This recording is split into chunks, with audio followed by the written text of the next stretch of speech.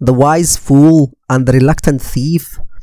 In the heart of ancient Somalia, under the watchful gaze of the baobab trees, lived a man named Abdi. Abdi, known for his simplicity, lived with his family in a modest house by the village's edge.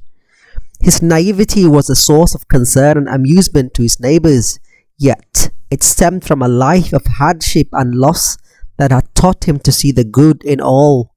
One dusky evening, as the golden sun kissed the horizon, a stranger approached Abdi.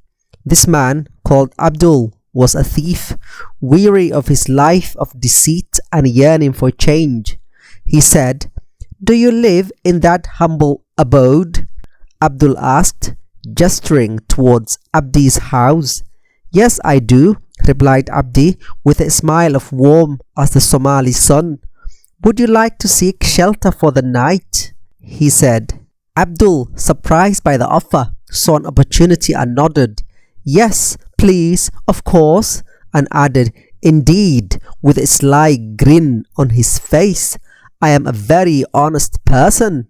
Abdi chuckled softly. Then he said, "Then let me show you around my house. I have little value, but what I have, I've hidden it very well." He proceeded to reveal every inch of his house where he had hidden his meager treasures, from the hollowed baobab branch outside to the loose brick in the fireplace. That night, as the village slept, Abdul wrestled with his conscience. Moved by Abdi's trust and haunted by his own past, he decided to leave without taking a thing. But before he left, he placed a small pouch of his own savings under Abdul's pillow, a token of his newfound respect. The next morning, Abdi found the pouch and understood what had transpired. He shared the story with his family, teaching them a valuable lesson. Sometimes showing trust can be the greatest theft deterrent of all.